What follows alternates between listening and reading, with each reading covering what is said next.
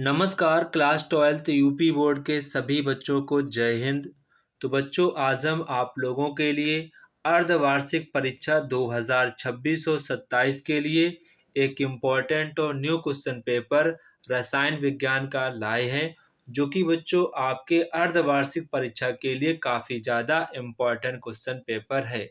तो बच्चों आज हम लोग इस क्वेश्चन पेपर को सॉल्व करेंगे और देखेंगे कि आपके एग्ज़ाम में किस टाइप से क्वेश्चन पूछे जाते हैं और आप लोगों को अपनी तैयारी किस प्रकार से करनी है, ताकि सभी बच्चे रसायन विज्ञान में 60+ मार्क्स आसानी से ला सकें। तो अगर बच्चों आप लोग वीडियो पर नए हैं तो वीडियो को लाइक, सब्सक्राइब एंड शेयर करना बिल्कुल ना भूलें। तो बच्चों यहाँ पर सबसे पहले आपका जो क्वेश्चन है, इस प्रश्न के प्रत्येक खंड में 4 विकल्प दिए गए हैं। सही विकल्प चुनकर आपको उसे अपनी उत्तर पुस्तिका में लिखना होता है। तो बच्चों यहाँ पर आपका जो पहला क्वेश्चन है, 90 ग्राम जल में 1.8 ग्राम ग्लूकोज का मोल प्रभाज यहाँ पर आपको ज्ञात करना है। बच्चों ये क्वेश्चन आपका यूपी बोर्ड एग्जाम में पूछा जा चुका है, तो आप सभी बच्चे इस क्वेश्चन को अच्छे प्रकार से समझेंगे। आप सभी बच्चे रफ कॉपी निकालेंगे और ये क्वेश्चन आप अपनी रफ कॉपी में सॉल्व करेंगे। तो बच्चों यहाँ पर सबसे पहले आपको दिया क्या गया है, सबसे पहले यहाँ पर आपको दिया गया है mass of glucose. Mass of glucose आपको दिया गया है 1.8 ग्राम। 1.8 ग्राम आपको दिया गया है। इसके बाद आप नीचे लिखेंगे मोलर मास। क्या लिखेंगे? Molar mass of glucose. Molar mass of glucose equal 180 ग्राम प्रति मोल। अब ये आपका कहाँ से आया? अगर आप लोगों को C6H12O6 आप इसका निकालेंगे तो आपका 180 ग्राम प्रति मोल ही आएगा। इसके बाद यहाँ पर आपको दिया गया है मास ऑफ वाटर दिया गया है। मास ऑफ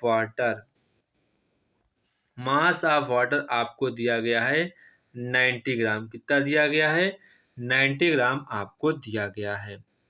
इसके बाद हम निकालेंगे मोलर मास ऑफ वाटर। क्या निकालेंगे? Molar mass of water H2O का। ठीक है, तो ये आपका आता है 18 ग्राम प्रति मोल। कितना आता है? 18 ग्राम प्रति मोल। अब बच्चों यहाँ पर हम क्या करेंगे? मोल्स ऑफ ग्लूकोज निकालेंगे। क्या निकालेंगे? मोल्स ऑफ ग्लूकोज निकालेंगे। तो इसका फार्मूला होता है N बराबर मास अपॉन, क्या होता है? N बराबर मास अपॉन मोलर मास। तो यहाँ पर आपका ग्लूकोज का मास कितना था? 1.8 ग्राम था और मोलर मास था 180। तो जब आप इसको सॉल्व करेंगे तो बच्चों आपका आएगा 0.01 मोल्स। कितना आएगा? 0.01 मोल्स आपका आ जाएगा। ठीक है, इसके बाद आप क्या करेंगे? मोल्स ऑफ वाटर निकालेंगे। अभी हम लोगों ने ग्लूकोज में निकाले थे, तो मोल्स ऑफ वाटर निकालेंगे। इसको हम लोग कैपिटल N मानेंगे। क्या मानेंगे? Capital N। फार्मूला वही रहेगा मास अपान में मोलर मास। तो मास इसका कितना था? इसका मास आपका था इसका 80 ग्राम और मोलर मास था 80 ग्राम। तो भाग देंगे तो आपके निकल कर आ जाएंगे 5 मोल्स। कितने निकल कर आ जाएंगे? 5 मोल्स आपके निकल के आ जाएंगे। अब यहाँ पर आपसे पूछा गया है ग्लूकोज का मोल प्रभाज आपसे पूछा गया है। तो मोल प्रभाज का मतलब होता है मोल फ्रैक्शन होता है। तो यहाँ पर आपसे ग्लूकोज का पूछा गया, तो ग्लूकोज के मोलों की संख्या कितनी थी? आपको पता होना चाहिए 0.01 थी। 0.01 थी। और यहाँ पर आपको टोटल लिखना होता है, यानी कि कैपिटल N अपॉन में स्मॉल n लिखना होता है। ठीक है, और जो पूछा जाता है वो ऊपर रखा जाता है, तो 0.01 करेंगे। और जो आपके वाटर के मोलों की संख्या आई थी और जो आपके ग्लूकोज के मोलों की संख्या है उसे आप ऐड करके लिखेंगे, तो 5.01 का जब आप डिवाइड करेंगे तो बच्चों आपका आंसर निकल के आ जाएगा 0.0019। इसका मतलब आपका थर्ड वाला ऑप्शन करेक्ट हो जाएगा। बच्चों ये आपका जो क्वेश्चन है काफी ज्यादा इम्पोर्टेंट क्वेश्चन है। इसके बाद आपका क्वेश्चन नंबर खा है। यहाँ पर कह रहे निम्नलिखित में से कौन सा तत्व लैंथेनाइट श्रेणी का तत्व है, तो ये आपका हो जाएगा सेरियम, जिसका बच्चों परमाणु क्रमांक होता है 58। ये बच्चों आपका लैंथेनाइट सीरीज का आपका एलिमेंट है। इसके बाद आपका क्वेश्चन नंबर गा है। शून्य कोटि की अभिक्रिया के लिए वेग स्थिरांक आपको इकाई ज्ञात करनी है। तो बच्चों शून्य कोटि की जो अभिक्रिया होती है उसका जो मात्रक होता है, जो इकाई होती है वो होती मोल लीटर अप -1 और सेकेंड -1। तो यहाँ पर आपका जो करेक्ट ऑप्शन हो जाएगा वो यहाँ पर बच्चों आपका हो जाएगा मोल लीटर इनवर्स। तो यहाँ पर आप देखेंगे तो पहला वाला यहाँ पर आपका करेक्ट आंसर हो जाएगा, पहला आपका करेक्ट आंसर हो जाएगा। इसके बाद आपका क्वेश्चन नंबर नेक्स्ट है, क्वेश्चन नंबर डी। क्लोरोफॉर्म प्राप्त होता है। क्लोरोफॉर्म किससे प्राप्त किया जाता है, तो ये बच्चों प्राप्त किया जाता है एथेनॉल से। किससे प्राप्त किया जाता है, एथेनॉल से प्राप्त किया जाता है। अब आपका जो नेक्स्ट क्वेश्चन ये बच्चों आपका यूपी बोर्ड एग्जाम में पूछा जा चुका है। तो ये आपका क्वेश्चन है अभिक्रिया RCOOAg Br2CCl4 RBr कहलाती है। तो बच्चों ये आपकी जो रिएक्शन है कौन सी नेमिंग रिएक्शन है वो यहाँ पर आपको बताना है।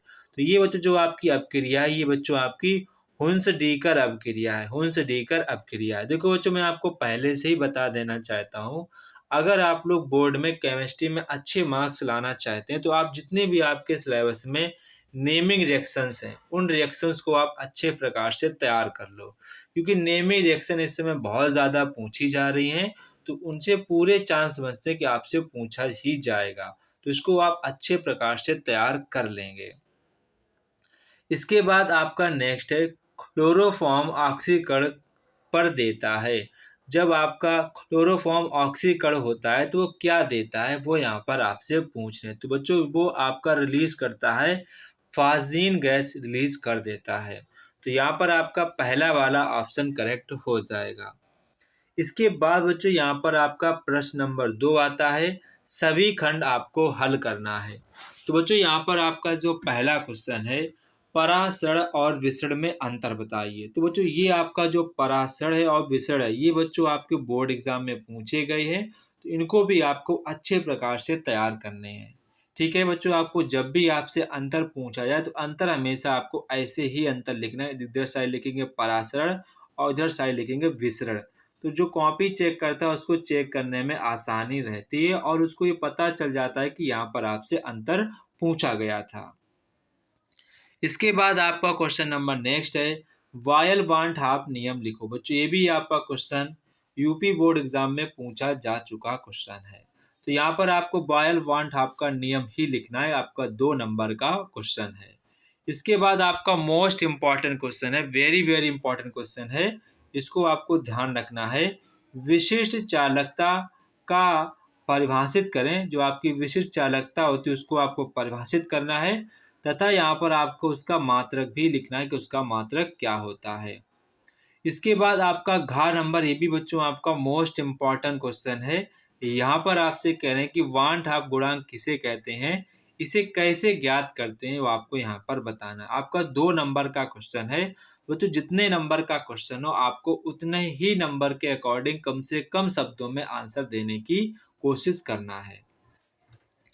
इसके बाद बच्चों आपका क्वेश्चन नंबर नेक्स्ट है, सभी खंड आपको हल करने हैं। प्रत्येक क्वेश्चन आपका 2 नंबर का है। कह रहे हैं कि क्लीमेंस अपचयन पर आपको टिप्पणी लिखनी है। नेक्स्ट बच्चों आपका क्वेश्चन जो वेरी वेरी इंपॉर्टेंट क्वेश्चन है, ये क्वेश्चन कह रहा है कि फैराडे का विद्युत अपघटन संबंधी प्रथम आपको नियम लिखना है।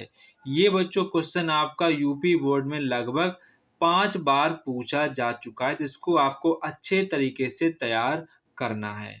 इसके बाद आपका मोस्ट इम्पॉर्टेंट क्वेश्चन है, अभिक्रिया की कोटि को उदाहरण देकर आपको परिभाषित करना है। बच्चों आपके सिलेबस में प्रथम कोटि की अपक्रिया, द्वितीय कोटि की अपक्रिया और शून्य कोटि की अपक्रिया जो है ये आपके सिलेबस में है, तो इनको आपको अच्छे प्रकार से तैयार कर लेना है। इसके बाद आपका क्वेश्चन नंबर है नेक्स्ट। यहाँ पर करें तापीय गुणांक को आपको परिभाषित करना है कि तापीय गुणांक क्या है। आपका 2 नंबर का क्वेश्चन है। इसके बाद आपका नेक्स्ट यहाँ पर क्वेश्चन है, सभी खंड आपको हल करने हैं। तो पहला क्वेश्चन है 0.5% ग्लूकोज विलयन का 18 डिग्री सेल्सियस पर पराशर दाब आपको ज्ञात करना है। यस की वैल्यू यहाँ पर आपको दी गई है। तो बच्चों ये क्वेश्चन आपको लगाना है और आप सभी बच्चे आप लोग इसका आंसर मुझे ज्ञात करेंगे कि इसका पराशर दाब कितना आएगा। जिस बच्चे का आंसर सही होगा मैं उस बच्चे के आंसर को पिन कर दूंगा। देखते हैं कितने बच्चे इस क्वेश्चन को लगा पाते हैं। इसके बाद आपका मोस्ट इंपॉर्टेंट क्वेश्चन है आपका क्वेश्चन नंबर खा। इलेक्ट्रोड विभव किसे कहते हैं, इससे संबंधित नष्ट समीकरण आपको बताना है। बच्चों ये भी क्वेश्चन आपका यूपी बोर्ड में पूछा जाने वाला क्वेश्चन है। इसको भी आपको अच्छे तरीके से तैयार करना है। देखो बच्चों आपका जो अर्धवार्षिक परीक्षा है अभी से आपको अपने बोर्ड एग्जाम की तैयारी को स्टार्ट कर देना है। जितना भी आपका सिलेबस है उसे डेली के डेली तौर पर तैयार करते जाएं। आपका जब पेपर होगा तब आपको उतनी ज़्यादा टेंशन नहीं होगी। अब बच्चों आपका जो नेक्स्ट क्वेश्चन है ये बच्चों क्वेश्चन ये टाइप का क्वेश्चन है, यूपी बोर्ड एग्जाम में बहुत ज़्यादा पूछे जाने वाला क्वेश्चन है। इसको आपको लगाना भी है और समझना भी है। सिद्ध कीजिए कि प्रथम कोटि की अपक्रिया के 3/4 भाग पूर्ण होने में लगा समय अर्ध अपक्रिया के पूर्ण होने के समय का 2 गुना होता है। ये आपको सिद्ध करना है। बच्चों आपका जो क्वेश्चन है वेरी वेरी इंपॉर्टेंट क्वेश्चन है। इसको आपको अच्छे तरीके से सॉल्व करना है और ना आप सॉल्व कर पाओ तो आप लोग मुझे यहाँ पर कमेंट बॉक्स में कमेंट करके बता सकते हैं। मैं आपको अलग से इसका वीडियो सॉल्व करके डाल दूंगा। इसके बाद आपका क्वेश्चन नंबर नेक्स्ट है, लेंथेनाइड श्रेणी किसे कहते हैं। लेंथेनाइड संकुचन का कार्य यहाँ पर आपको बताना है। ये भी आपका इम्पोर्टेंट ही क्वेश्चन है। इसके बाद आपका क्वेश्चन नंबर नेक्स्ट है, सभी खंड आपको हल करने हैं। पहला यहाँ पर आपका क्वेश्चन है, यह ब्लॉक के तत्व किसे कहते हैं, इनकी यहाँ पर आपको विशेषताएं लिखनी है। इसके बाद आपका क्वेश्चन नंबर खा है, पोटेशियम पर मैग्नेट बनाने की विधि लिखिए। अम्लीय माध्यम में इसकी जो अभिक्रिया है FeSO के साथ आपको लिखना है। इसके बाद आपका क्वेश्चन नंबर है नेक्स्ट। ये बच्चों आपका यूपी बोर्ड एग्जाम में क्वेश्चन पूछा जा चुका है, तो इसको आपको अच्छे तरीके से लगाना है। एक प्रथम कोटि की अपक्रिया का अर्ध आयुकाल 60 मिनट है, तो इसके 90% जो भाग पूर्ण होने में कितना आपका समय लगेगा ये यहाँ पर आपको बताना है। इसके बाद आपका क्वेश्चन नंबर नेक्स्ट है, मोलल उन्नयन स्थिरांक किसे कहते हैं, इसे ज्ञात करने के लिए आपको सूत्र की गणना करनी है। बच्चों अब इस टाइप के क्वेश्चन काफ़ी ज़्यादा पूछे जा रहे हैं, तो ये आपका जो क्वेश्चन है मोस्ट इम्पॉर्टेंट क्वेश्चन है। इसके बाद आपका क्वेश्चन नंबर है नेक्स्ट, सभी खंड आपको हल करने हैं। क्लोरोफॉर्म बनाने की प्रयोगशाला विधि का चित्र सहित आपको वर्णन करना है। क्लोरोफॉर्म से क्लोरोटीन कैसे प्राप्त करते हैं वो यहाँ पर आपको बताना है। इसके बाद आपका मोस्ट इम्पॉर्टेंट है नेमिंग रिएक्शन।